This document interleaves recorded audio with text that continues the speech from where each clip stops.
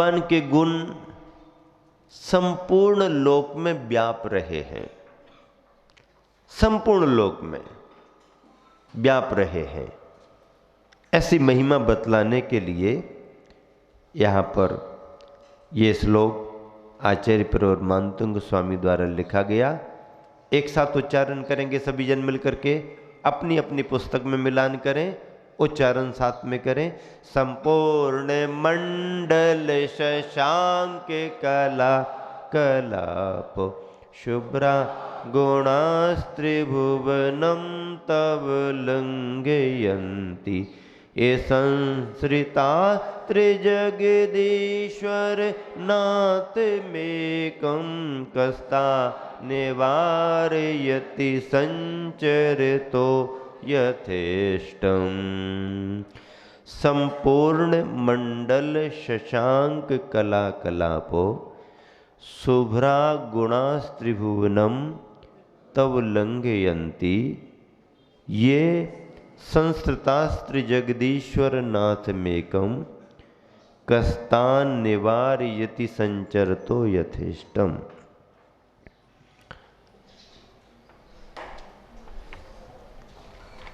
एक एक शब्द का अर्थ लगाएं।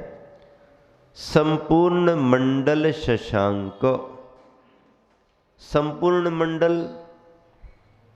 पूर्णिमा, शशांक मंडल है ना, और संपूर्ण लगा तो चंद्रमा अपनी पूर्ण कलाओं के साथ जब आता है ना, तो पूर्णिमा के चंद्रमंडल, पूर्णिमा को सारी कलाएं चंद्रमा की आपके सामने रहती हैं।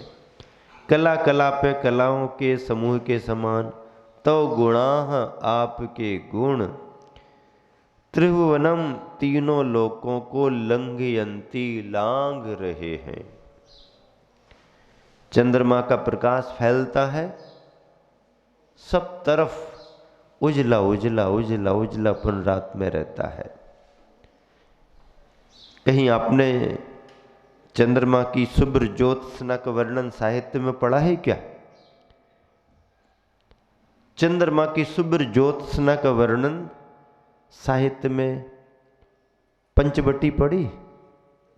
पंचवटी का वर्णन जब आता है, रामचंद्र जी सीता जी विश्राम कर रहे हैं और लक्ष्मण जी द्वार पर खड़े हुए हैं और रात्रि में चंद्रमा की किरणें धरती पर फैल रही हैं, तब क्या लिखा गया?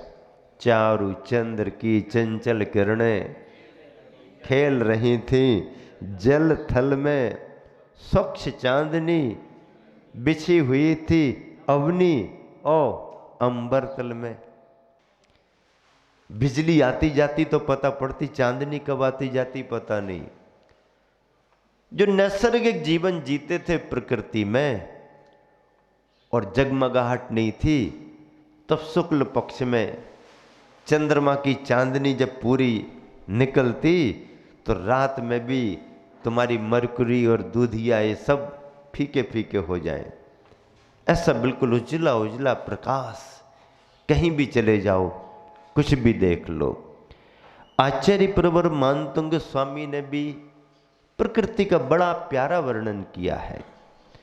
आचार्य प्रवर मानतुंग भी प्रकृति में जीने वाले थे, प्रकृति का उनको ज्ञान था। कह रहे हैं कि चंद्रमा का प्रकाश पूर्णिमा का तिथि वाला, पूर्णिमा की तिथि वाला सब तरफ फैल जाता है, तो ऐसे ही भगवान आपके गुण संपूर्ण लोक में फैल जाएं। त्रिभुवनम लंघयन्ति, तीनों लोकों को लांघ रहे हैं। सो ठीक ही है, क्योंकि ये एकम जो एकमात्र त्रिजगदीश्वर नाथम, तीनों लोकों के नाथों के नाथ के संसृता आश्रित है।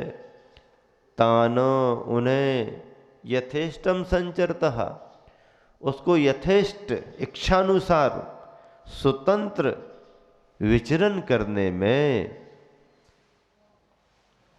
कहा निवार्यति, कौन रोक सकता है। सारांश क्या लिखा, अपनी पुस्तक में मिलान करें। हे त्रिभुवनपति, आपके अत्यंत निर्मल गुण तीनों लोकों में सर्वत्र फैले हुए हैं। सो यह ठीक ही है, जिन गुणों ने तीन लोक के स्वामी अधिपति का आश्रय प्राप्त कर लिया, उन गुणों को कहीं आने जाने से कोई रोक सकता है क्या? अरे तीन लोक के नाथ की बात तो छोड़ो, जरा तुम्हारे लिए तुम्हारे गांव में ही किसी बड़े मुखिया की सह मिल जाए, हाँ चिंता नहीं करना, हमें ना तुम्हारे पीछे, फिर देखो उसकी गाड़ी की स्पीड कैसी बन जाती है गांव में। जरा सा किसी पार्षद का, विधायक का, जरा सा कुछ भी, भैया उससे बात मत करो, वो विधायक का आदमी है, हाँ फालतू उलझो मत उससे।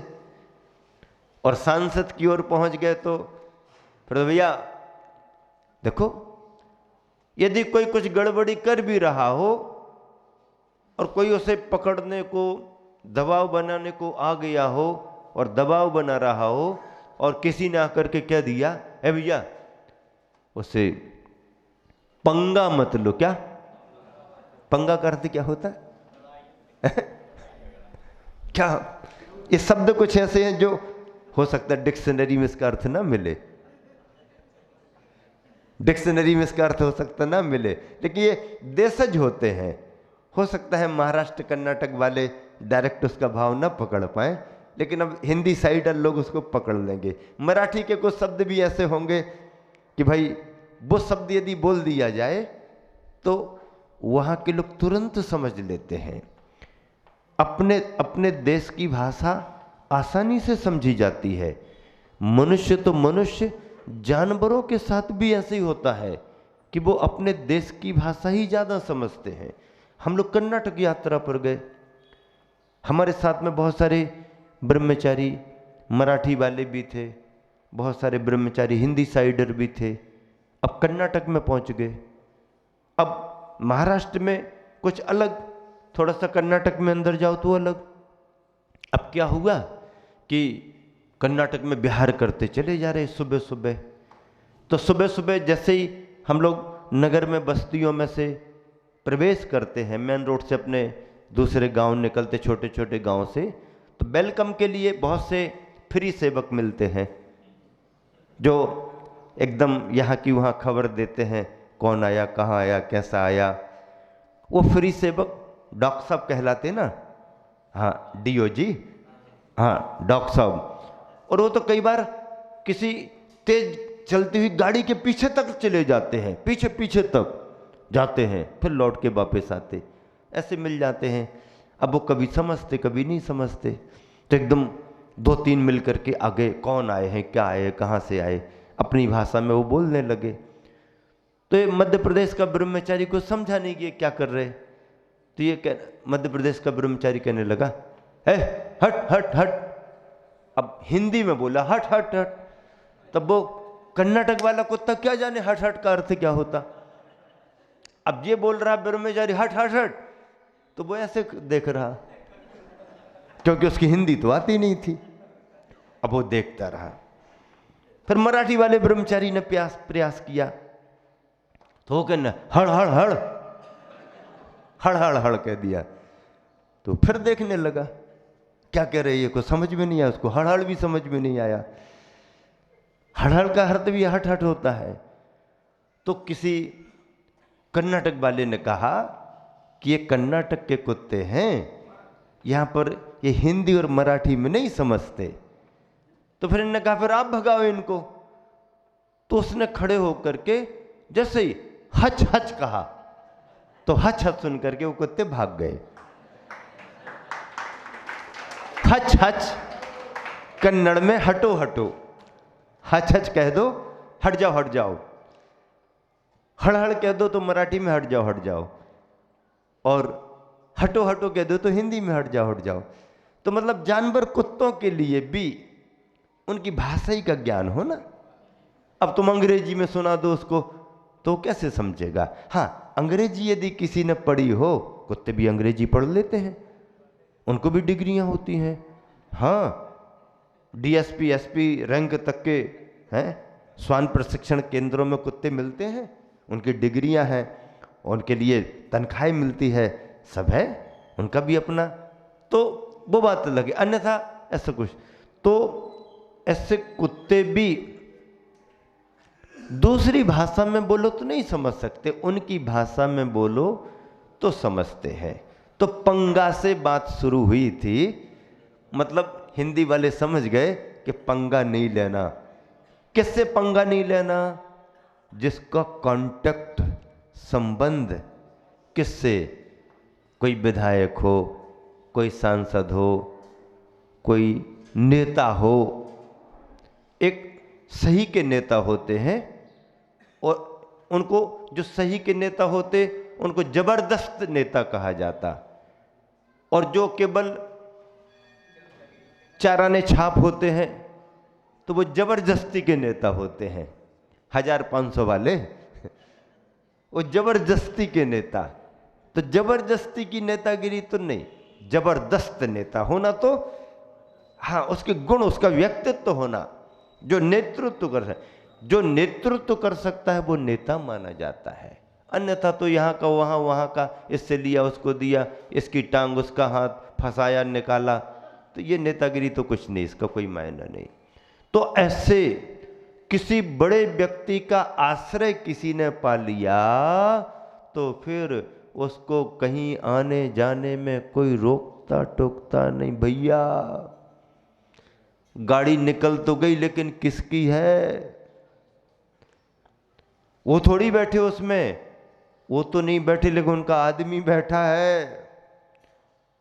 ये गाड़ी उनकी थोड़ी है, गाड़ी उनकी नहीं है लेकिन उनके आदमी की गाड़ी है, रोको मत, निकल जाने दो। तो जब लोकल में, लोक में, व्यवहार में ऐसा देखा जाता है, किसी बड़े व्यक्ति का सहारा किसी को मिल जाए तो उसको भी कोई रोकता टोकता नहीं है। तो जिन गुणों को, अच्छाइयों को, तीन लोक के नाथ प्रभु का सहारा मिल जाए तो फिर उन गुणों को विचरण करने में तीन लोक में कौन रोक सकता है? अर्थात कोई नहीं रोक सकता है। इस श्लोक का अभ्यास यदि कोई करे तो आधि और व्याधि नाशक फल उसे प्राप्त हो सकता है। आधियाँ और व्याधियाँ, व्याधियाँ बीमारियाँ शरीर में होती हैं, आधियाँ मन में मानसिक रोगों को लेकर के हो जाती हैं। मन में भी कई बार, जैसे कल हमने आपको कहा था कि मन में उत्साह का ना आना भी एक तरह से मानसिक रुग्णता का प्रतीक है। चेहरे पर चमक ना आना भी एक तरह से मानसिक रुग्णता का प्रतीक है। कलर कोई भी हो, हर शरीर में कांति होती है। तेजस और कार्बन, ये दोनों शरीर जीव के साथ अनादि संबंध रखते हैं। तो शरीर का कलर कैसा भी हो, पर यदि तुम्हारा उत्साह अंदर से है तो तुम्हारे चेहरे पर किसी न किसी रूप में प्रसन्नता चमक को ला करके रखेगी।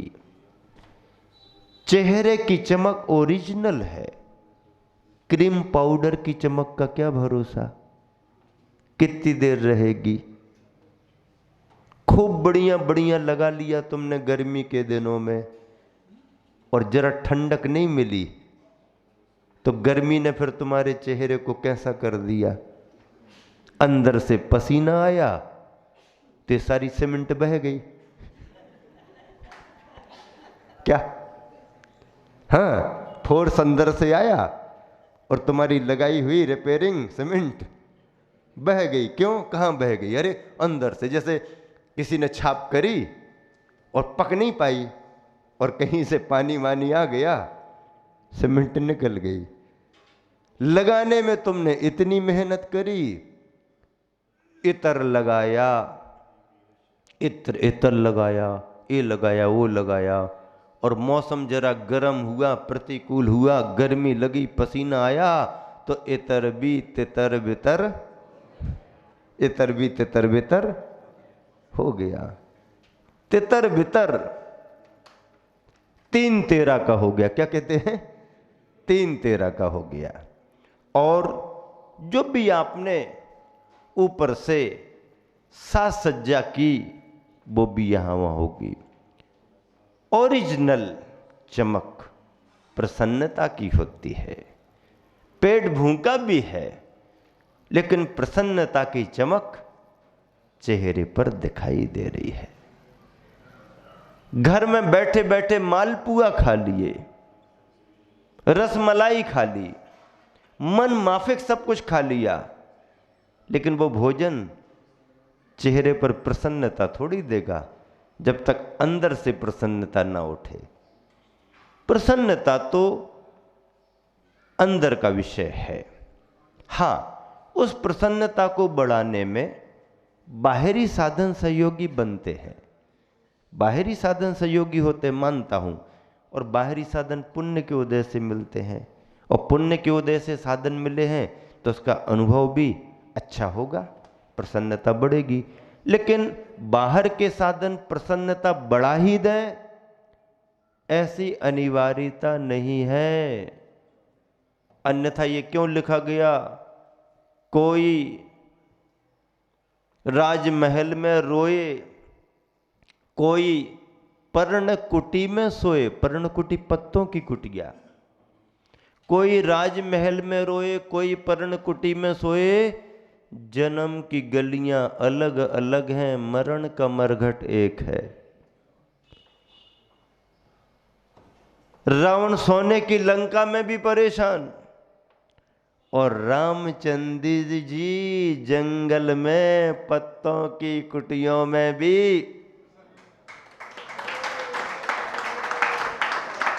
इस श्लोक में रिद्धि मंत्र है ओम ह्रीम अरहम चतुर्दश पूर्वित्व बुद्धि रिद्धे, चतुर्दश पूर्वित्व बुद्धि रिद्धि प्राप्तेभ्यो नमः। चतुर्दश पूर्व की रिद्धि। इस श्लोक की साधना में चतुर्दश पूर्वित्व रिद्धियां समाई हुई हैं। चतुर्दश पूर्वित्व रिद्धि 14 पूर्वों का ज्ञान, बहुत विस्तार है श्रुत का। आचार्य प्रवर मानतुंग स्वामी इन श्लोकों की गहराई से आपको जो आनंद दे रहे हैं उसका अनुभव आप सभी को करना है।